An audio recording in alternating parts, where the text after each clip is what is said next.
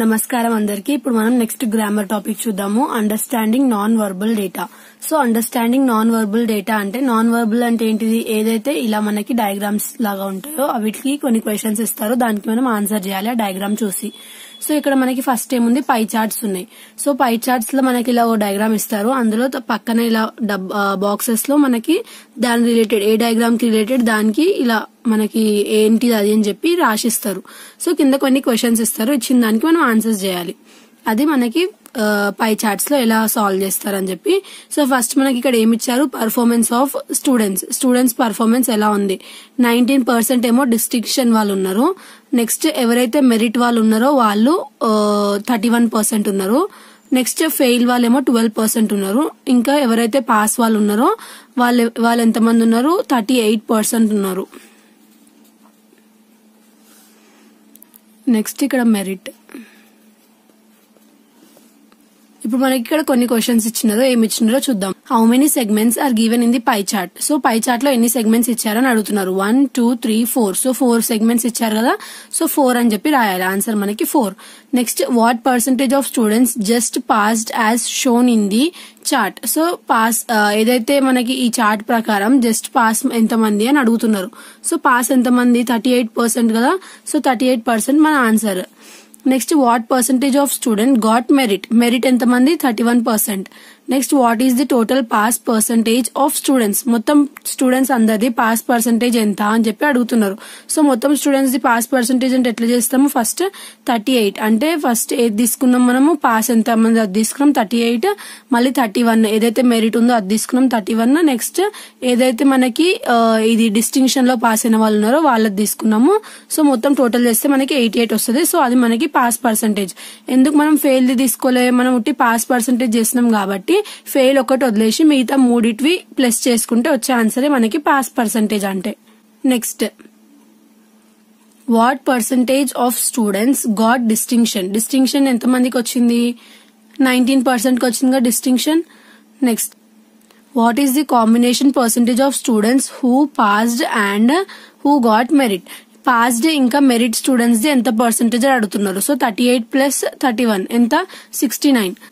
So 69 is the answer. Next, when compared the number of students who passed with distinction are more than those passed with merit. So ఇక్కడ ఏమంటున్నారు, మనకి distinction లో వచ్చిన వాళ్ళు merit students కంటే ఎక్కువ ఉన్నారా అని అడుగుతున్నారు.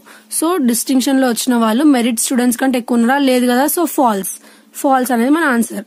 Next, if the total number of undergraduates appeared for the final year examination is 100, then how many students failed as per the chart.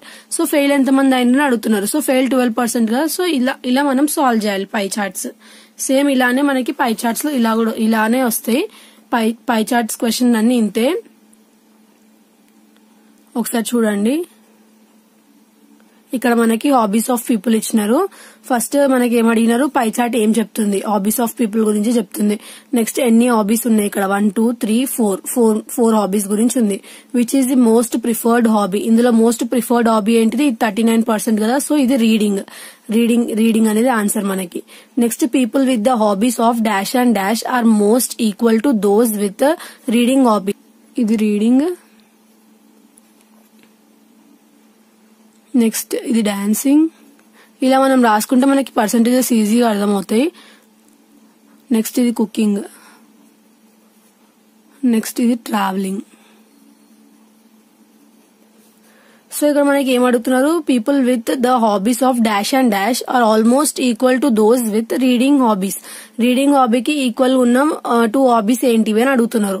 So ఇక్కడ మనకి ఏముంది ఆన్సర్, కుకింగ్ ఇంకా ట్రావెలింగ్ రెండు మనకి దేనికి ఈక్వల్ ఉన్నాయి, రీడింగ్ కి ఈక్వల్ గా ఉన్నాయంట హాబీస్. ఎలా, ఇప్పుడు మనము ఇక్కడ 39 అని ఉంది కదా రీడింగ్ కి. సో ఈ ట్రావెలింగ్ ఇంకా కుకింగ్ రెండు కలిపితే మనకి ఎంత వస్తుంది, 38. అంటే అరౌండ్ సేమ్ దానికి ఈక్వల్ గానే వస్తుంది కదా. సో అందుకే ఈ రెండు హాబీస్ కలిపితే మనకి రీడింగ్ కి ఈక్వల్ గా ఉంది అని చెప్పి చెప్తున్నారు. Next 30% of the people like dancing people 30% అని చెప్పి అడుగుతున్నారు. సో 30%, 23% కదా. సో ఫాల్స్ అని రాయాలి.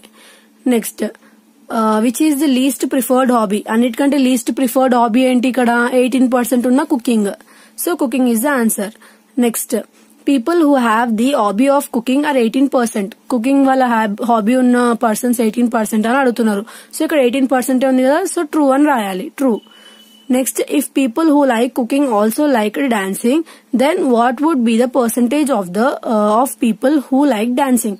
సో కుకింగ్ ఎవరైతే చేస్తున్నారో వాళ్ళకి ఒకవేళ డాన్సింగ్ హాబీ కూడా ఉంటే అప్పుడు మనకి డాన్సింగ్ వాళ్ళకి ఎంత పర్సంటేజ్ వస్తుంది అని అడుగుతున్నారు. సో ఎంత పర్సంటేజ్ వస్తుంది? ఫస్ట్ మనకి 23 అంటే ఏంటిది, డాన్సింగ్ ని తీసుకోవాలి. డాన్సింగ్ ని తీసుకొని ఎవరైతే కుకింగ్ వాళ్ళు ఉన్నారో వాళ్ళకి డాన్సింగ్ కూడా వస్తుంది అంటే వాళ్ళు ఏమంటున్నారు, ఒక హాబీ ఉన్న వాళ్ళకి ఇంకొకటి కూడా వస్తుంది అని అంటున్నారు. సో ఆ 2% మిక్స్ చేస్తేనే మన ఆన్సర్ వస్తుంది. సో మనకి ఈ పై చార్ట్ లో ఆన్సర్స్ అన్ని పై చార్ట్ లోనే ఉంటాయి. బట్ మనకి వాళ్ళు కొంచెం ట్రిక్కీగా అడుగుతారు. లైక్ ఇప్పుడు ఇక్కడ అడుగుతున్నారు చూడండి, కుకింగ్ ఇంకా డాన్సింగ్ 2 వస్తే అని అడుగుతున్నారు. సో 2 వస్తే అంటే ఏంటిది, రెండింటిని ప్లస్ చేయాలి. చాలా సింపుల్ గా ఉంటాయి, జస్ట్ మనం అర్థం చేసుకోవాలి క్వశ్చన్ ని. ఒకవేళ ఏమన్నా అర్థం కాకపోతే క్వశ్చన్ ని మళ్ళీ రీడ్ చేస్తే అర్థమవుతుంది. వీటిలో పాపులేషన్ ఇచ్చారు. సో ఇక్కడ మన క్వశ్చన్స్ ఏమున్నాయి, what does the bar graph present అంటే బార్ గ్రాఫ్ దేని గురించి చెప్తుంది, populations of cities in India. Which is the least populated city, ఏదైతే లీస్ట్ పాపులేటెడ్ సిటీ ఉందో అది అడుగుతున్నారు. సో పూణే అన్నిటికంటే తక్కువ ఉంది కదా, సో మనం పూణే అని రాయాలి ఇక్కడ, Pune. Next, the population of Hyderabad population ఎంత ఉంది, 2.0 crores. So 2.0 crores. Next, name the cities with population of 2 crores or above. 2 crores కంటే అబౌవ్ ఉన్న సిటీస్ పాపులేషన్ అంతా అడుగుతున్నారు. సో 2 crores కంటే అబౌవ్ ఉన్న సిటీస్ ఏంటిది, 1, 2. ఈ 2 cities ప్లస్ హైదరాబాద్ ఒకటి, హైదరాబాద్, ముంబై, ఢిల్లీ. సో 3 names రాయాలి.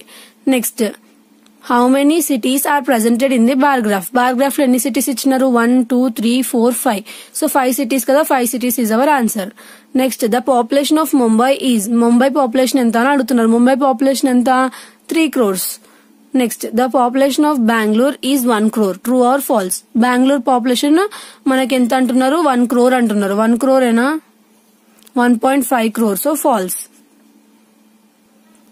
నెక్స్ట్, ఇక్కడ ఇంకొక బార్ గ్రాఫ్ ఉంది. ఇది మనకి దేని గురించి చెప్తున్నారు, ఒక ఎవరైతే గీత అనే ఒక అమ్మాయి ఉందో ఆమె సేవింగ్స్ గురించి బార్ గ్రాఫ్ ఇచ్చినారు మనకి.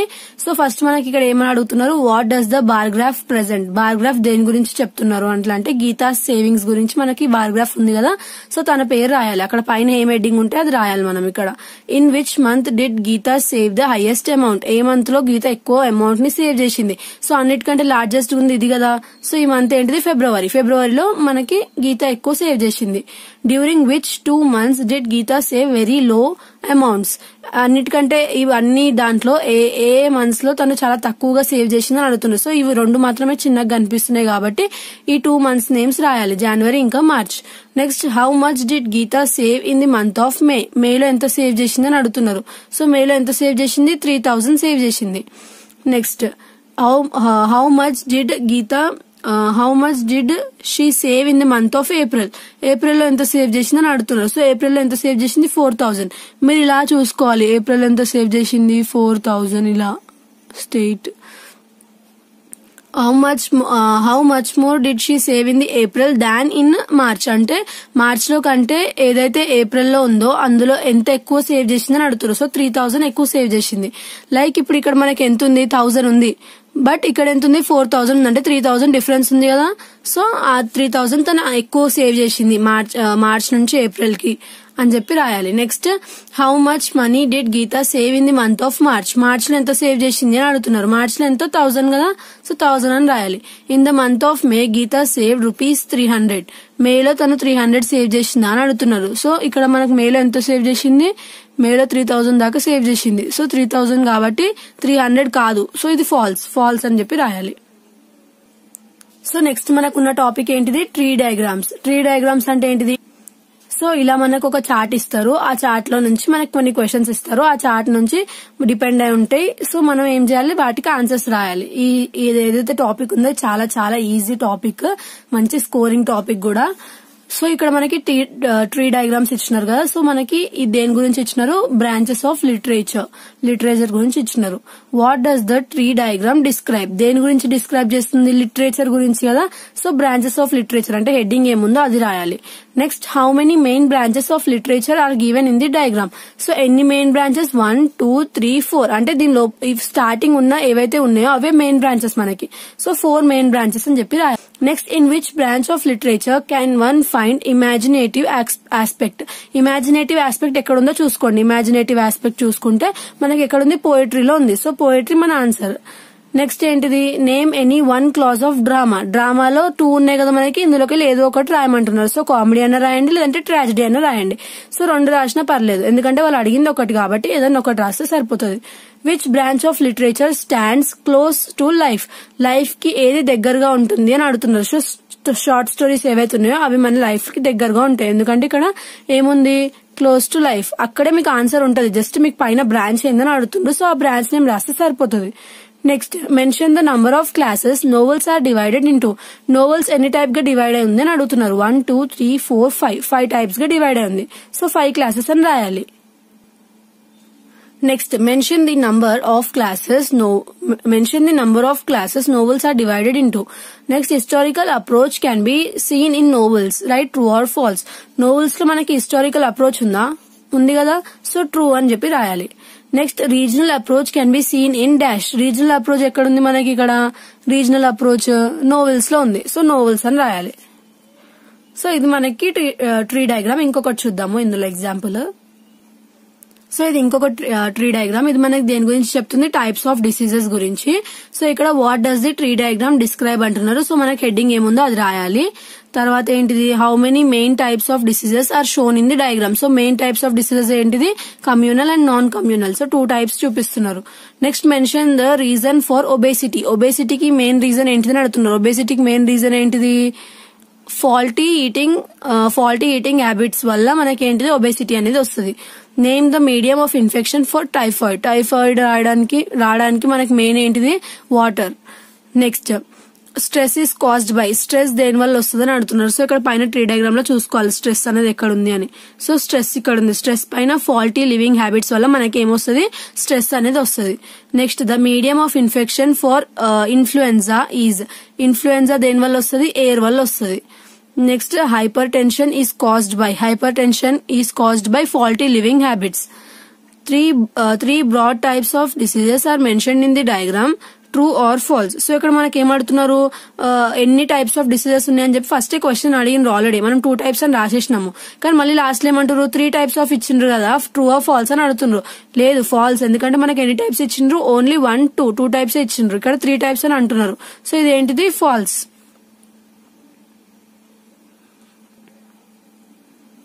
నెక్స్ట్ టాపిక్ ఏంటిది మనకి, టేబుల్స్.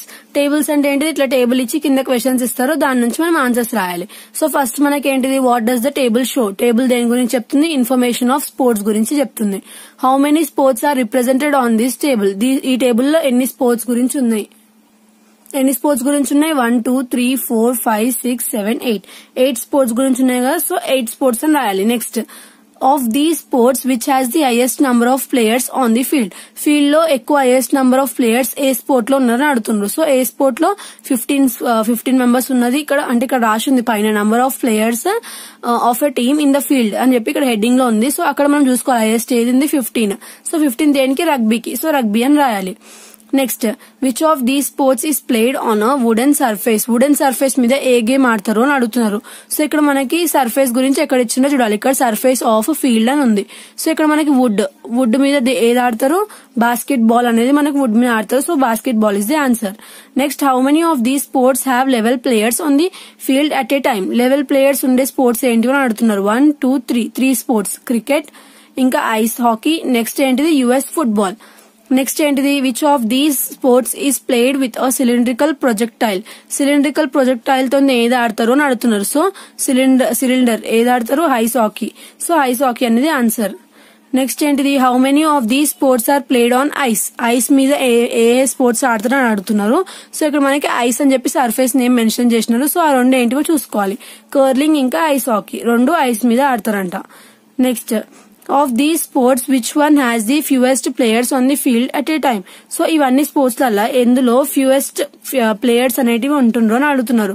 సో ఇక్కడ మనం చూసుకోవాలి ఇవి ఏదైతే ప్లేయర్స్ ఉన్న గ్రౌండ్ లో ఎక్కువ తక్కువ ఏది ఉంది అని చెప్పి. సో అన్నిటికంటే తక్కువ ఉంది ఇది కదా. So curling is the answer.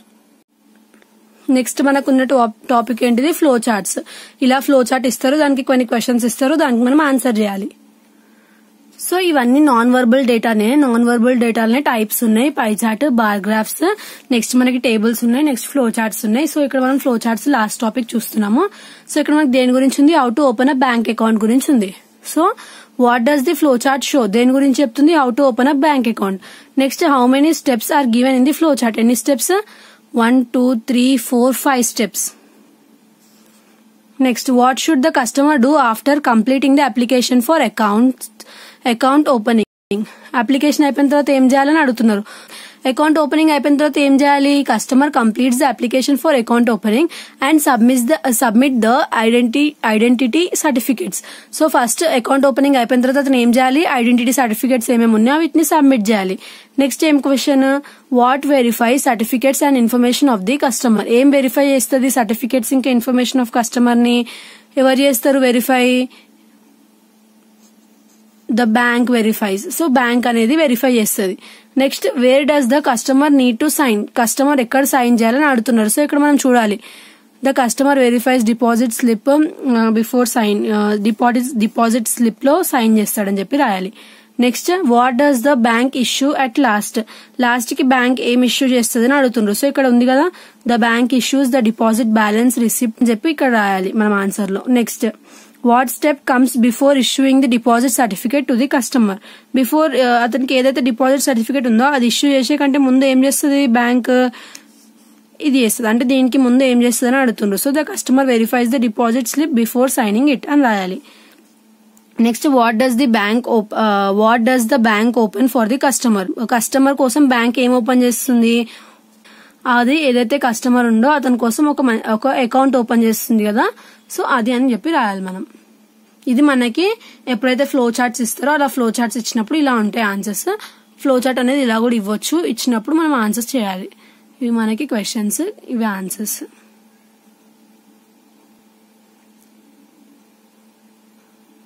So ఇది మనకి understanding non verbal data. Next వీడియోలో నెక్స్ట్ ఏదైతే గ్రామర్ పార్ట్ ఉందో చూద్దాము. Thanks for watching.